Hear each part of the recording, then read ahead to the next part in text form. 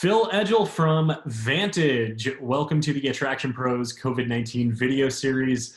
Thanks so much for joining us. We're really looking forward to chatting with you today. But first off, how are you? How are you holding up throughout all this? Definitely, I'd say it's the tale of two tapes. On the one side, the amount of time I get to spend with my kids playing board games. We watched all the Marvel movies in chronological order. The number of times we sat at the dinner table and had dinner together has been fantastic. My record of winning Settlers of Catan is still totally intact. On the other hand, the business environment is tough.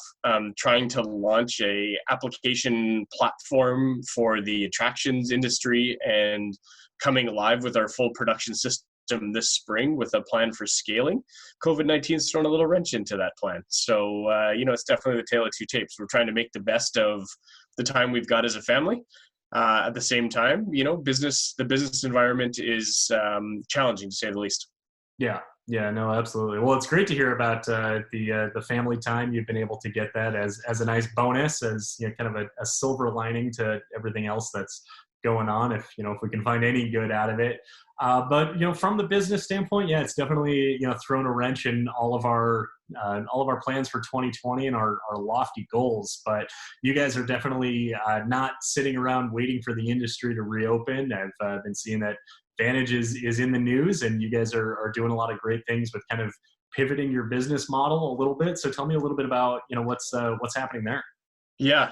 Well, thanks for noticing. First of all, it shows that our work in the press is actually working. When we looked at bringing the platform to the attractions industry, really what we were trying to do is look at a new way of capturing active and passive guest behaviors. As I had the opportunity to talk on your podcast a few months ago, it seems like now. What we realized was that there's this ability to understand use of space through behavior capture. And so we were using this derivative of Bluetooth to be able to capture the passive side of the behavior for the attraction industry. As this virus has taken hold and the notion of a pandemic has spread across the world, what we started to see was actually a lot of tech news stories in the circles that I run in around this huge collaboration between Google and Apple to try and get some kind of contact tracing technology to be pervasive amongst a population. So using the built-in Bluetooth capability within a phone, the Android platform or the iOS platform has pretty pervasive penetration within the smartphone market. So their plan was to use these technologies and their platforms to be able to provide a contact tracing platform for the general population. If you come into contact with somebody, they're able to notify you if that person is diagnosed with COVID-19. What we started to realize is that a lot of the technologies that they're using from a phone basis is actually embedded already in our strategy around the platform that we built for the attractions industry. And then we started to think a little bit more about, at least in Canada and the news that I've been following, probably the hardest hit community around this pandemic right now are seniors in care homes. Who are the least likely people to actually be carrying the phones around. So we started to think, how could we actually adapt the platform that we've built for the attractions industry and take this idea of behavior capture and turn this into something that could actually be used to try and fight this, the virus and the contact tracing notion of being able to understand the patterns of how people interact with each other. And so we did a couple of tests, and what we realized is actually the way that the data around location capabilities embedded in the Bluetooth platform that we'd already built could be very slightly adapted to actually be able to provide contact tracing using our wearable and our antennas. And now what we're looking for are channels to try and get that to market. So what we have is a platform through the BLE technology. And what we really need is somebody like a systems integrator or someone like that has great relationships in either clinical care and can build that front end big data crunching capability to take that data and build a platform to be able to say, Henry and Sally are both wearing these bands. They were both in one room at the same time. Henry, unfortunately, was diagnosed with COVID-19, when was the last time those two might have been in touch? So it's using that platform, the BLE platform, to produce the data that hopefully people smarter and more powerful than us can actually use for the whole contact tracing platform. Yeah, Phil, I'm really, really curious because that sounds like you said, like a whole bunch of data, and then, kind of who looks at it and who monitors it. And, that's got to be a big part of that. But I'm also curious, just looking at your business and kind of thinking out of it from the inside out, thinking about how you do pivot, right? We've been talking a lot about different businesses pivoting, and how do you take from, you're in lane A and now you're pivoting to lane B and maybe even C. So I'm curious from sort of the internal standpoint, how did that process go with you and your team? Really interesting. So what I would say is, first of all, it happened incredibly quickly. I guess if there's one thing about a crisis like this that it really shows is the need for this pivot-oriented thinking and just the speed at which decisions happen. We probably would have labored over this forever if this was in a different time, but now realizing that first we have a platform, and two, that we think there's an opportunity.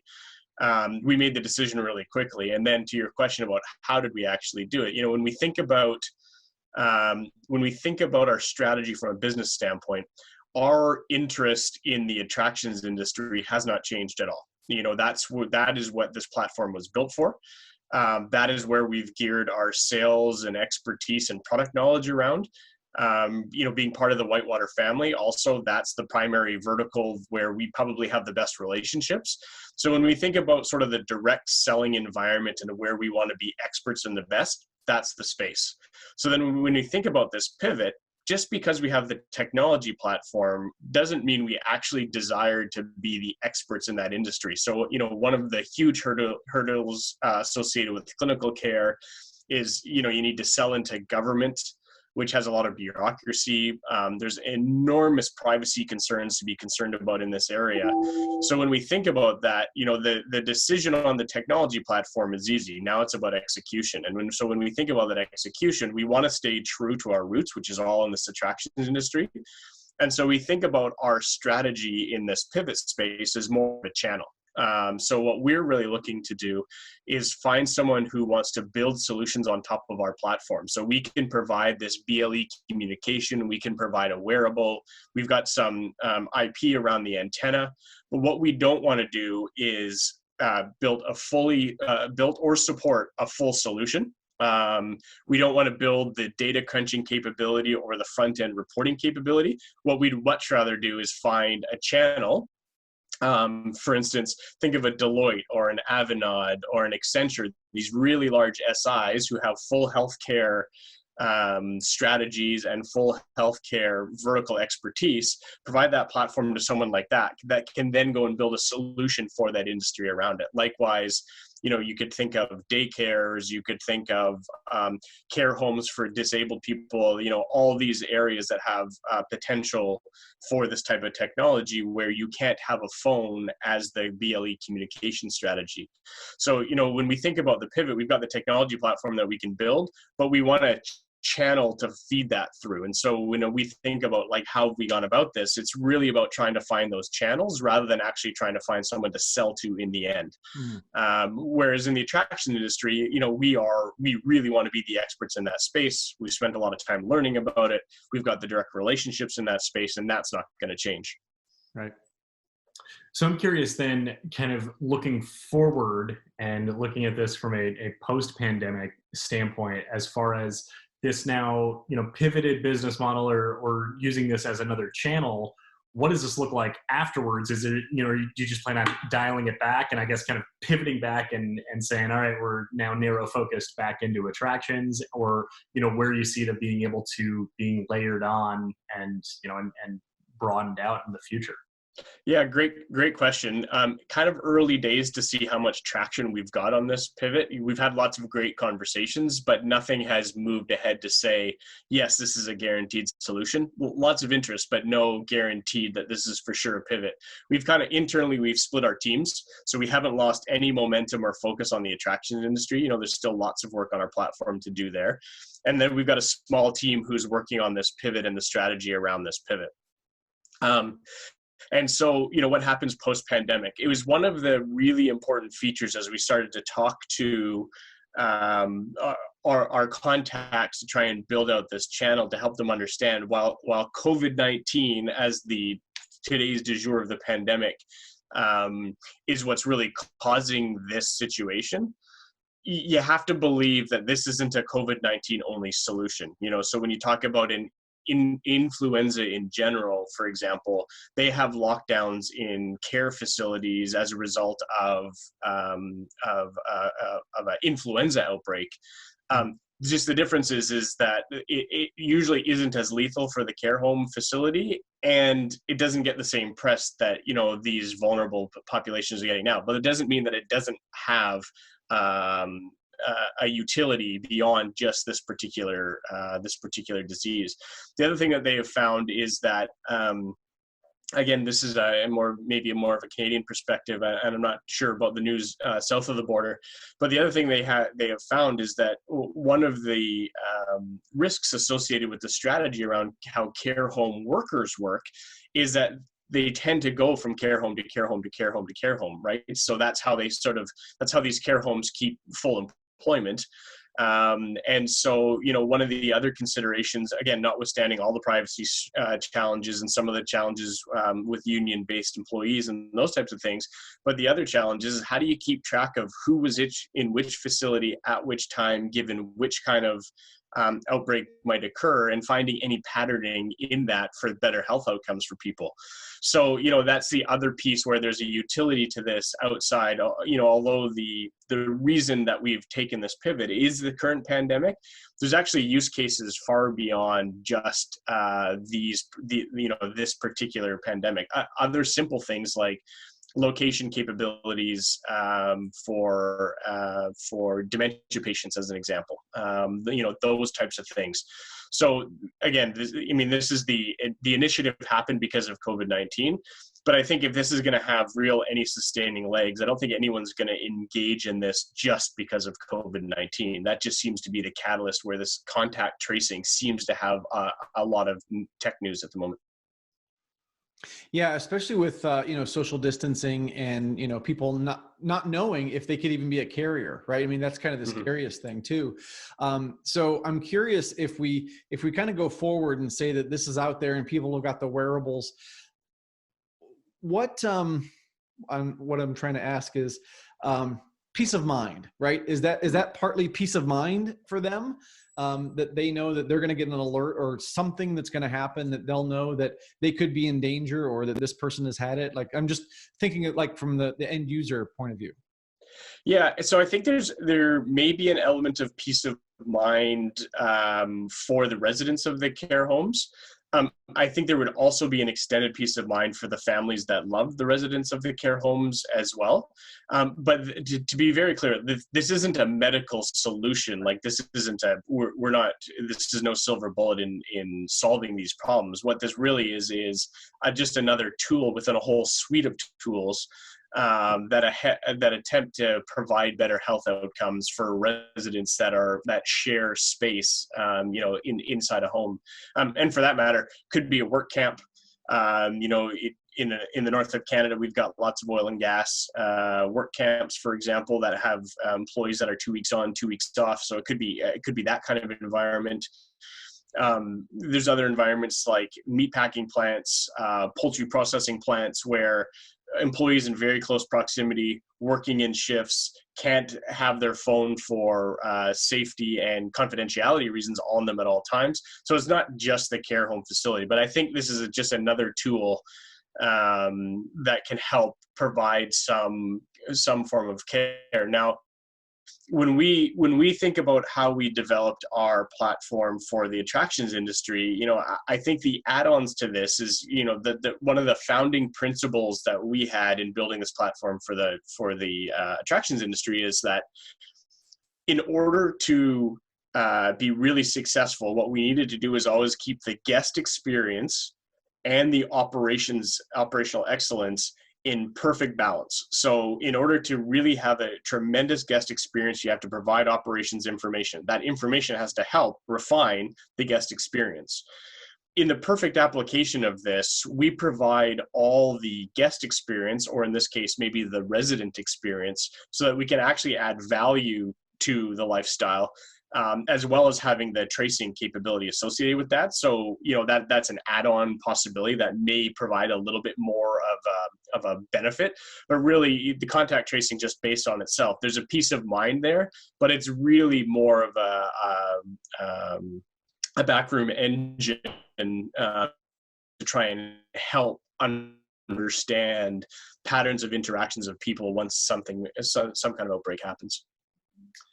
One thing that I'm curious too is, throughout this whole process, has there been anything that's come up that has made you or made your team realize, oh, you know what, there's ways to actually enhance our product in the application in water parks, or in attractions, that maybe you wouldn't have otherwise realized without having to completely go outside the industry? Yeah, it's a great question. And one of the things that I have loved so much about this time is the amount of time our team has spent thinking, bouncing ideas off each other, and really iterating on the product with all these different challenges in front of us. Typically we're on, probably a lot like you guys, we're on airplanes flying all over the place. Where you're sitting on an airplane scratching down notes, and then you send someone an email after. Instead, what we're like this all the time with each other, because we're all stuck in our homes. So a great example would be, as we spent all this time sort of thinking about this pivot around contact tracing for people outside the attraction industry, and then you come right back and think, well, wait a second, the attractions industry is going to open at some point. And so what are all the things that we've been talking about that these care homes need to think about, or daycares, or any of these places, that are actually directly transferable right back into reopening and running a responsibly socially distant attraction venue.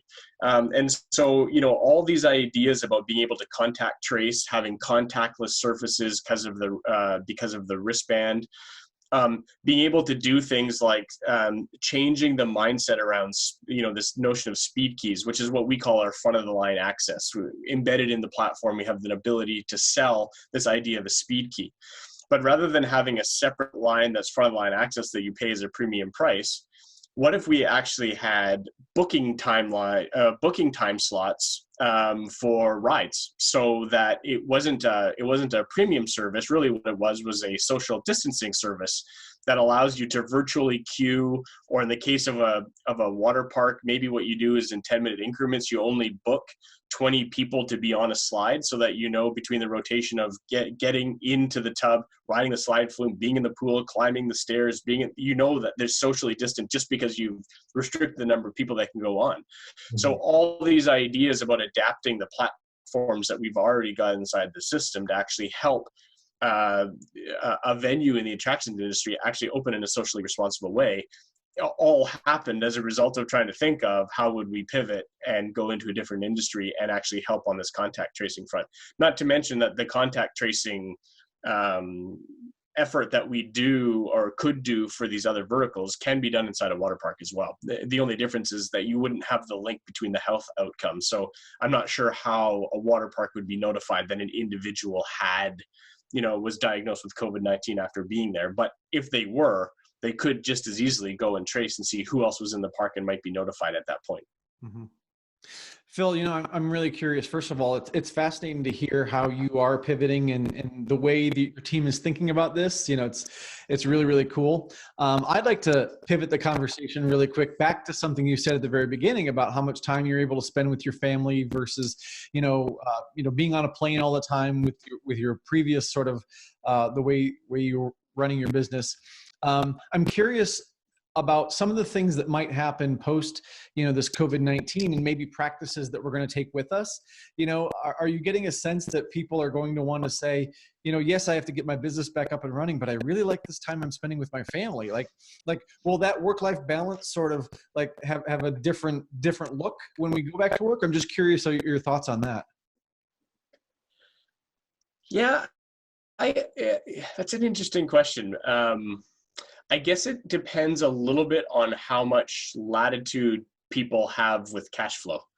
I think the more urgent the return to revenue is, probably the more you go back to the old habits of, I knew how I did this before. And so I'm just going to redo it the exact same way. Whereas if you have a little bit more time to maybe think creatively, then you probably have a little bit more latitude to do things a little bit differently. There was a great recommendation.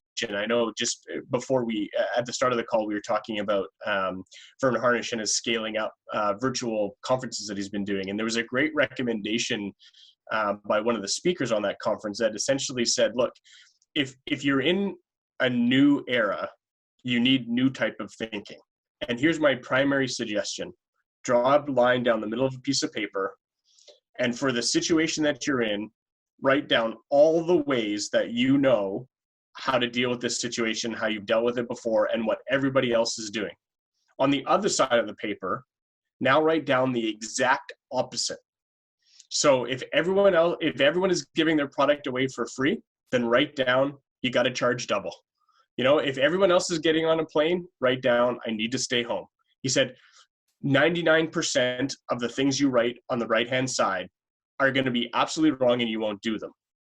But guarantee that there's a nugget of gold in that list somewhere that will differentiate you from your competitors and set you on a new path that's really interesting and creative. And I thought that was actually a really cool exercise to try and do. And to your point around, will things be different?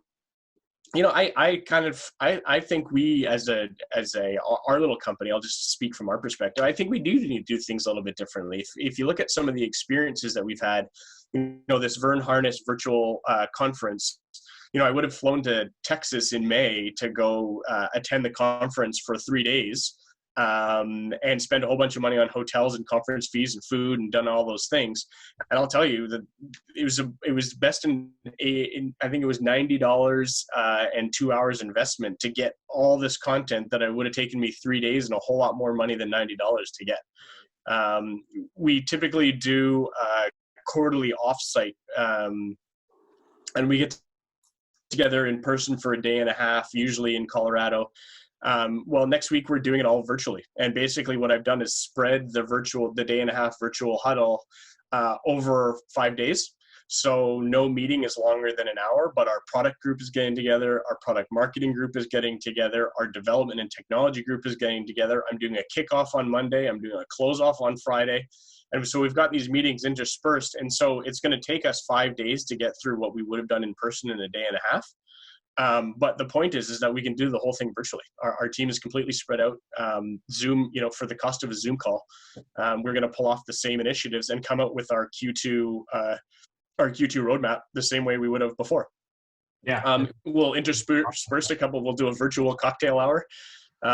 So I think I guess that's a bit of a rambly long answer to your question, but I do think things will be different. At least we're going to try and do things differently. If we travel enough for work, if we can do the internal things virtually and do them successfully and have everyone be home for dinner, I think that's a great way to do it. Sure. Yeah, absolutely. Well, I've got my list ready to go, ready to start off this call. Yeah. So I appreciate that. Phil, any last final words of whether it's wisdom or advice for the industry that you'd like to share? Yeah, first of all, I just like to say, I think you guys have a great service that you provide. As a new person into the industry, I've learned a lot through your podcast, and certainly your COVID-19 pivots have been fantastic and little bite-sized to get. So thank you for doing that. I really appreciate it. And providing a platform for people like us that are trying to launch something into the industry to have a platform to be able to talk about it is great. Words of wisdom. I think they're just, look, there's the definition of resilience most people think is bounce back. I think the definition of resilience is bounce forward, because I'm not sure that there's a back to go to. So, look forward and think about how you're going to soldier on and get there. Love it. Sounds good. Yeah. Well, Phil, thank you so much for your time today. We really appreciate having the opportunity to chat with you and learn about just the amazing things that you're doing with Vantage. And we hope that you stay safe and stay healthy. And we look forward to being able to connect together in person in the future, hopefully sooner rather than later. Yeah, that would be great. Thanks, Josh and Matt. I really appreciate it. Yep, absolutely.